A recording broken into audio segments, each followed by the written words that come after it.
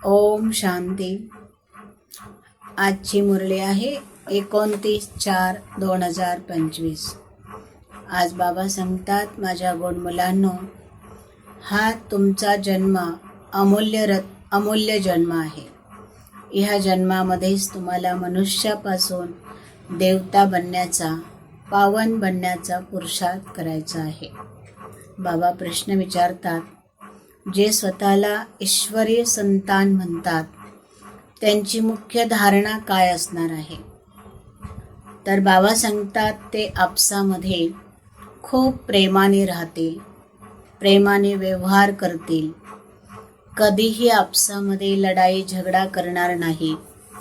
जे देह अभिमानी असतात ते उलटे सुलटे बोलतात, आपसामध्ये भांडण तंटण करतात. बाबा म्हणतात, तुमच्यामध्ये ती सवय नको आहे. तुम्हाला तर दैवी गुण धारण करायचे आहे आणि तुम्हाला कर्मातीत अवस्थेपर्यंत पोचायचं आहे. पुढे बाबा सांगतात, मुलांनो, स्वतःला आत्मा समजा आणि बाबांची आठवण करा. परंतु ही प्रॅक्टिस तेव्हा होईल जेव्हा तुम्ही आत्म अभिमानी होण्याचा पुरुषार्थ कराल. बाबा सांगतात, ही अवस्था आणण्यासाठी मुलांनो मेहनत तर जरूर आहे, परंतु याचा मधून अभ्यास करणं गरजेचं आहे. पुढे बाबा सांगतात, काही मुलांना हा अभ्यास थोडासा अवघड जातो, कारण मधून देह अभिमान जागृत होतो, देह आणि देहाचे संबंध सतावतात, बाबांची आठवण विसरून जाते, बुद्धी इकडे तिकडे भटकते. परंतु बाबा सांगतात, मुलांनो, घाबरू नका. ह्या अवस्थेला आणण्यासाठी टाईम जरूर लागत आहे. बाबा पुढे सांगतात की आपली मुख्य धारणा आहे आत्मा समजून बाबांची आठवण करणं, देही अभिमानी बनणं. आणि हे आपल्याला सतत आठवायला पाहिजे की आपलं सर्वश्रेष्ठ कुळ हे आपलं ब्राह्मण कुळ आहे. ह्या ब्राह्मण कुळामध्येच आपण सर्वश्रेष्ठ संस्कार धारण करत असतो. त्यामध्ये बाबा सांगतात, दिवसभर स्वदर्शन चक्रधारी बना. परदर्शन, दुसऱ्यांना पाहणं, दुसऱ्यांना ऐकणं, दुसऱ्यांकडे परचिंतन करणं हे सोडून द्या. आत्माभिमानी होण्याचा अभ्यास करा. जसं बाबा सांगतात की आपल्या स्वतःची उन्नती करायची असेल तर आपल्याला सतत दैवी गुण धारण केले पाहिजे. पुढे चालून बाबा सांगतात, तुम्हाला तुमच्या पुरुषार्थाच्या आधारे जे पद प्राप्त होणार आहे त्याचा तुम्हाला प्रॅक्टिकल साक्षात्कार सुद्धा होणार आहे. जे कल पहिले 5000 वर्षापूर्वी ज्या मुलांनी जो पुरुषार्थ केलेला आहे तोच आता होणार आहे. म्हणून बाबा सांगतात की रोज आपली स्वतःची कचेरी केली पाहिजे.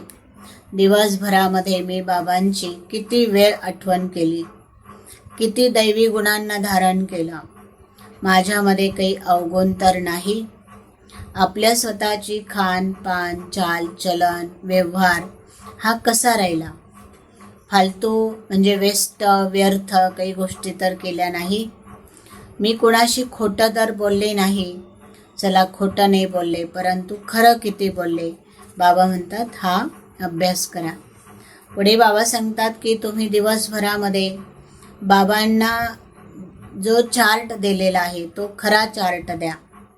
मी दिवसभरामध्ये काय अभ्यास केला, आत्माभिमानी स्थितीमध्ये किती राहिलो, भावाभावाची दृष्टिकोन किती ठेवला.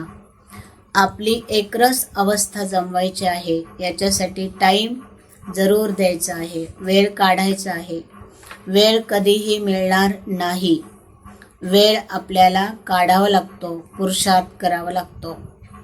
पुढे बाबा सांगतात की 5 तत्व आणि 5 विकारांना आपल्या सेवाधारी बनवणारे तुम्ही सर्वजण मायाजित आणि स्वराज्य अधिकारी आहात.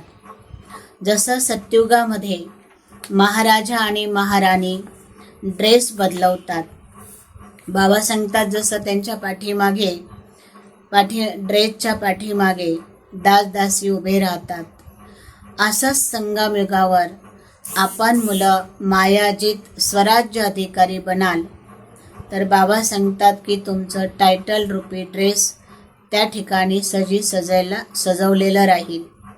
5 तत्व आणि 5 विकार हे तुमचे ड्रेस उठवतील. म्हणजे तुम्ही अधीन होणार नाही, तर 5 तत्व तुमच्या अधीन असतील. पुढे बाबा सांगतात की याच्यासाठी तुमच्याकडे दृढ संकल्पाचा जो बेल्ट आहे, पट्टा आहे, तो आता तुम्ही थोडा टाईट करा. वेगवेगळे जे ड्रेस आहे ते ड्रेस घालण्यासाठी बाबांच्या साथी राहा. या विकार हे 5 तत्व हे आपोआप बदलतील आणि तुमचे सहयोगी आणि सेवा साथी बनतील. पुढे बाबा सांगतात की ज्या गुणांचं, ज्या शक्तींचं तुम्ही वर्णन करता, आता त्यांच्या अनुभवामध्ये तुम्ही डुबून जा. अनुभव ही सगळ्यात मोठी अथॉरिटी शक्ती आहे. अनुभवी व्यक्ती कधीही धोका खात नाही, अनुभवी व्यक्ती कधीही फसत नाही आणि अनुभवी व्यक्ती कधीही नापास होत नाही. अनुभव ही सर्वात मोठी शिदोरी आणि अथॉरिटी आहे. पुढे बाबा सांगतात की स्वतःला बाबांच्या बरोबर तुम्ही कंबाईंड अनुभव जर केला तर तुमच्यामध्ये जे विनाशी साथी संबंधी आहे त्यांच्या संबंधांची विस्मृती होऊन जाईल. बाबा सर्व शक्तिवान आहे.